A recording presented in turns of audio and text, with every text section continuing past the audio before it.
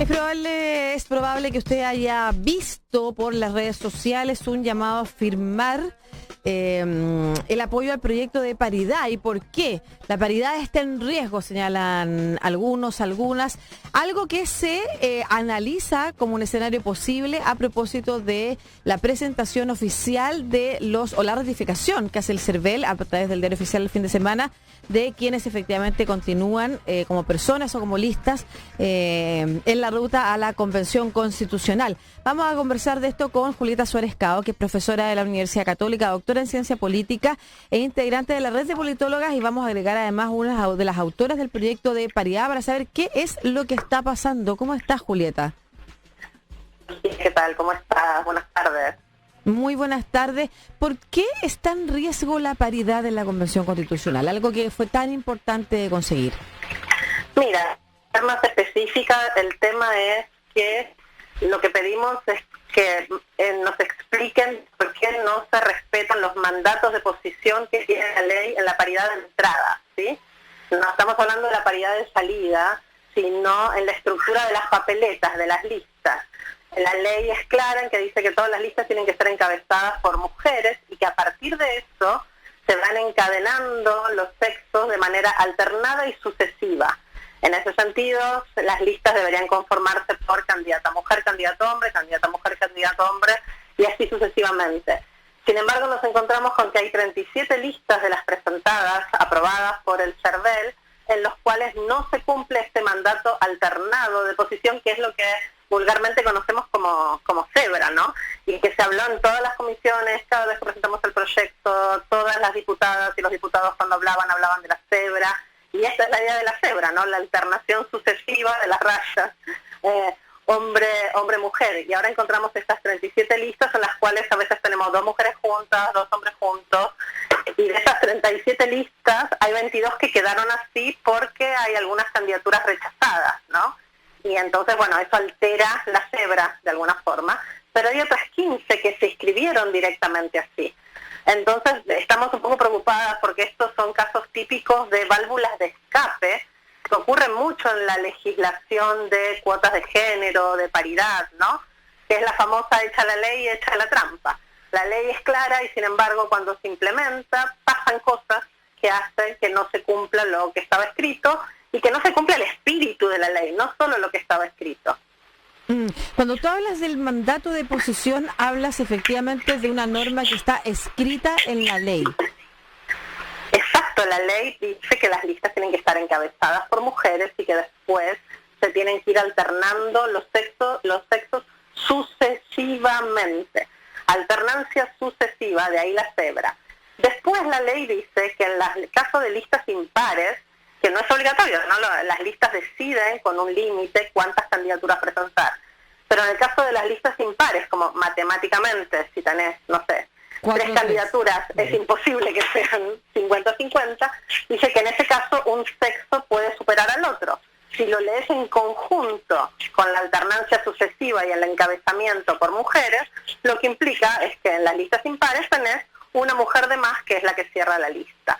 Pero no fue así como fue interpretado. Claro, o sea, siempre, independiente de si la lista presenta un número par de candidatos y candidatas o un número impar de candidatos y candidatas, por ejemplo, son 3 y son 7, debe encabezar la lista una mujer y el orden sucesivo debe ser alternando géneros, sexo, ¿no es cierto? Hombre, mujer, hombre, mujer, hombre, mujer.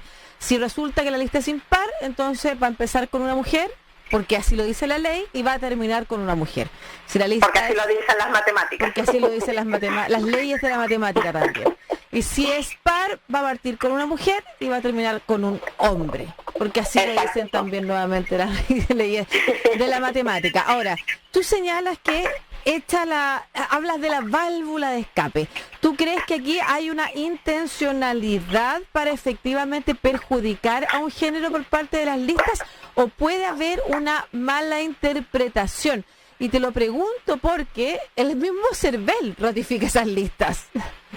Sí, no, yo no estoy hablando de intencionalidad maléfica ni mucho menos. Lo que estamos peleando es la interpretación, digamos, no para nada. Descuento, además estamos trabajando súper bien con el CERVEL por el tema del voto anticipado, que es una de las próximas batallas que se vienen, que supongo que estás también al tanto, claro que para sí, que en abril pueda votar la mayor cantidad de gente posible. Entonces, esto no es algo contra el CERVEL, es simplemente que quede claro que el espíritu de la ley de paridad es eso, ¿no? Y que entonces hay que estar muy atentas, hay que vigilar muy bien cómo se implementan estas medidas, pero yo al menos personalmente descarto intencionalidades maléficas. No, pero te lo pregunto porque efectivamente en la historia de la legislación, y tú bien señalas estas válvulas de escape que se hacen presentes en particular cuando se trata de cuotas de género, se trampea con la participación de las mujeres. Hay que cumplir cuotas, se las pone en lugares poco elegibles, se las pone en situaciones de desventaja, no importa en realidad que salgan elegidas. Yo me imagino que a eso tú te refieres con el espíritu de la ley también, con que no solamente la ley lo dice, sino que además tiene el espíritu de saltar las vallas de esos sesgos. Entonces, ¿cómo nosotros, después podemos analizar la respuesta del CERVEL, cómo nosotros efectivamente podemos estar ante un escenario que no solamente se trata de no haber entendido la ley, sino que efectivamente poder hacer las cosas para que finalmente no sean las mujeres las que prioritariamente tengan participación en estas listas? Claro, sí, estoy totalmente de acuerdo con vos. Es decir, no hay una intencionalidad maléfica de hacer daño, digamos, pero hay una normalización de prácticas que hacen que quizás alguien haciendo una lista dice, ¡uy, pero qué injusto, va a haber una mujer de más! No, pongamos los hombres, porque dice que en la lista sin pares un sexo puede superar al otro, ¿no? Y eso tiene mucho que ver precisamente con cuestiones culturales, cuestiones sistémicas, que son las que tratamos de revertir con este tipo de legislación, ¿no? Entonces, es súper extraño cómo, de vuelta, este espíritu, la intencionalidad de la legislación es precisamente para tener más mujeres, que son a las que más le cuesta llegar, y que se utilice de esa manera, ignorando esto, ¿no? Y que termine siendo desoída de alguna forma cuál fue el motor detrás de la inclusión de paridad en la Convención Constitucional, además, ¿no? No estamos hablando de otro tipo de elección en este momento. Pero es interesante porque si después para algunas otras elecciones tenemos alguna especie de paridad de entrada, para mí sería bueno que no quedara este precedente, ¿no? Hay que quedara súper claro qué son los mandatos de posición, por qué importan y por qué deben ser respetados. Una de las válvulas de escape, por ahí, no sé si te gusta el dato freak, más conocida fue la de México, que lo que hicieron fue cumplir toda la legislación de cuotas, ganaron las mujeres y después las hicieron renunciar y pusieron hombres suplentes. Entonces hay un montón de ejemplos de estas válvulas de escape que precisamente como los conocemos y los hemos visto en la experiencia comparada en todo el mundo, apenas vemos algo raro, hacemos sonar la alarma, y eso fue lo que pasó este fin de semana. Qué increíble, qué increíble la anécdota que cuenta, porque es impactante la normalización de efectivamente la idea de que las mujeres podrían ser menos útiles en una discusión política o generar menos aporte en una acción política, o la gente no va a votar por ellas, pero en el caso de México además sí habían sido elegidas. Impactante lo que estás contando, y a eso nos referimos cuando hablamos del espíritu de la ley. El espíritu de la ley es efectivamente nivelar la participación de las mujeres, considerando que hay un montón de sesgos, no solamente en los votantes, también en los partidos políticos y quienes encabezan o las cúpulas de los partidos políticos y van efectivamente asignando la posibilidad de avanzar en un terreno político a las mujeres.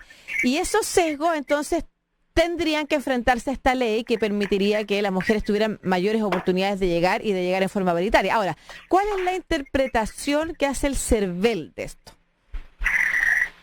Bueno, por ahí esa es una pregunta mejor para una abogada constitucionalista, ¿no? Así que con las limitaciones de mi expertise en ciencia política, te diría que lo que hace el CERVEL es que dice que, como la ley también dice que en las listas impares puede haber un sexo más, interpreta que ese sexo también puede ser hombre, pero ahí se pasa a llevar la primera parte de la ley que habla del mandato sucesivo alternado. Yo estuve leyendo interpretaciones tanto de abogadas como Verónica Undurraga, Yanira Zúñiga, Fernando Atria mismo, que dice que si interpretamos ambas cláusulas en conjunto, esto es una reforma constitucional, esto está en la Constitución, no es una ley, es claro que este sexo de más que tiene la lista impar es el sexo de mujer. Porque se mantiene la alternancia sucesiva. Claro, y ya, esa es la explicación que ha dado formalmente el CERVEL. ¿Usted ha tenido la posibilidad de conversar más directamente y saber si hay alguna posibilidad de que esto se revoque? las conversaciones han sido por redes sociales y me da la impresión que ahora, de vuelta también con las limitaciones de mi expertise, lo que queda es ir al tricel, y eso lo tienen que hacer partidos políticos o listas. Así que estamos esperando eso, a ver qué ocurre con esto. Sí, porque es un mal precedente, como tú señalas, y es muy probable entonces, sí, continuamos enfocándonos en los sesgos que existe de participación para impedir el mayor protagonismo de las mujeres en el escenario de la discusión política. Es muy probable entonces que la próxima vez esto lo veamos mucho más repetido. No, vamos a tener que ser explícitas, digamos, aclarando, como dicen las leyes de las matemáticas, si encabezan mujer y son impares, cierra mujer. Pero realmente, bueno, quizás sea eso lo que hay que hacer. Nosotras como politólogas hicimos el proyecto, hicimos las minutas, pero las indicaciones, obviamente, eso escribe la asesoría legislativa de los diputados, las diputadas y el Senado también. Entonces, quizás sea un tema más simplemente de ver cómo se escribe la próxima vez, pero no sé, a mí me parece que es bastante obvia y bastante clara la interpretación conjunta de ambas cláusulas, pero quizás yo soy demasiado buena en lógica y no es así en el resto de la población. No, pero te encuentro toda la razón, o sea, si efectivamente, y vamos a recapitular lo que hemos dicho hasta ahora. La norma, la ley, la reforma constitucional dice que las listas deben ir encabezadas por una mujer. Las listas deben escribirse en formato cebra, o sea, deben postularse en formato cebra los candidatos, que es una mujer y un hombre. Luego, si el lista impar, entonces un sexo quedará sobre representado en una persona. Bueno, si juntamos todo, queda como menos claro que el sexo que queda representado es efectivamente la mujer. O sea, ¿por qué tendríamos que darle prioridad a una sola capite de la norma y no al resto y no en su conjunto? Eso es lo extraño, y yo sinceramente espero que el CERVEL dé noticias al respecto. Es muy raro porque se estuvieron trabajando todas estas candidaturas para que fueran ratificadas. También hay que decir que por otras razones muchas candidaturas y muchas listas también quedaron fuera de la ratificación y hoy están apelando, y este debiera ser uno de los temas que se discutió al interior del CERVEL, pero muy extraño que se haya resuelto de esta manera. Y bueno, claro, los sesgos están en todas partes, y en una de esas alguien dijo, ya, pero ¿cómo? Entonces siempre las mujeres van a quedar sobre representadas. Y bueno, Lucía, qué injusticia. Pero claro, o sea, ya, ahora hay dos cosas que son importantes de resolver además, que es: uno, esto tiene que ver con la paridad de entrada, y lo otro tiene que ver con la paridad de salida, ¿no es cierto? El proyecto de paridad que ustedes redactaron incluye esas dos puertas, la de entrada y la de salida, y sería bueno también explicarnos si con lo de salida, aunque sea esta la conformación de las listas, igual corre riesgo la paridad en la convención. Mira, habría que ver cómo quedan las listas inscriptas finales, porque de vuelta tenemos estas 22 en las cuales las cebras están alteradas por el rechazo de estas candidaturas, pero como bien dijiste, hay apelaciones, se puede ajustar. Ahora, no sabemos igual cómo van a quedar. Con respecto a la paridad de salida, no debería verse gravemente afectada, pero sí, cuantos menos mujeres tengas, probablemente puede llegar a pasar lo que decían los agoreros que estaban en contra de la ley, de que termine siendo electa. Que termine siendo ¿la qué? Que termine siendo la corrección, ¿no? Por ahí quizás con mujeres con menos votos, porque hay menos mujeres en las listas. Entonces, por eso está pensada que tiene que haber una gran oferta de mujeres, por eso está pensada, porque creemos que estos sesgos son presentes, y si es posible que la corrección termine siendo a favor de las mujeres, ¿no? Que se bajen o que se asignen los escaños a las candidaturas más votadas del sexo subrepresentado, si este sexo termina siendo el de las mujeres. Es importante que tengamos muchas mujeres en la lista. Estaba pensando, ¿cuánto es el margen que ustedes estimaron posible de sobrerepresentación de un sexo con la paridad funcionando bien? Con la paridad funcionando bien, la brecha más grande es 45-55. Ya, 45-55%. Y eso no se debiera haber alterado porque, como estamos señalando, y lo vamos a explicar bien también por si no hemos sido tan claras, la paridad de salida tiene que ver con cuando la gente ya ha votado y entonces se deciden quiénes son las personas que finalmente ocupan un escaño.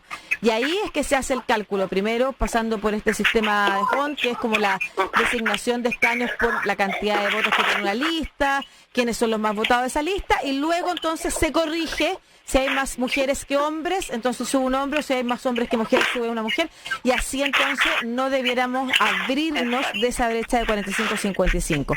Bueno, Julieta, quedamos súper atentas a que efectivamente la interpretación de la norma sea la que a todas luces nos parece la que hace más sentido, y a ver si hay noticias del CERVEL durante esta semana. Rapidito, ¿podrías contarnos también qué es lo que se está discutiendo en torno al voto anticipado, que es una discusión que partió hoy en la Cámara?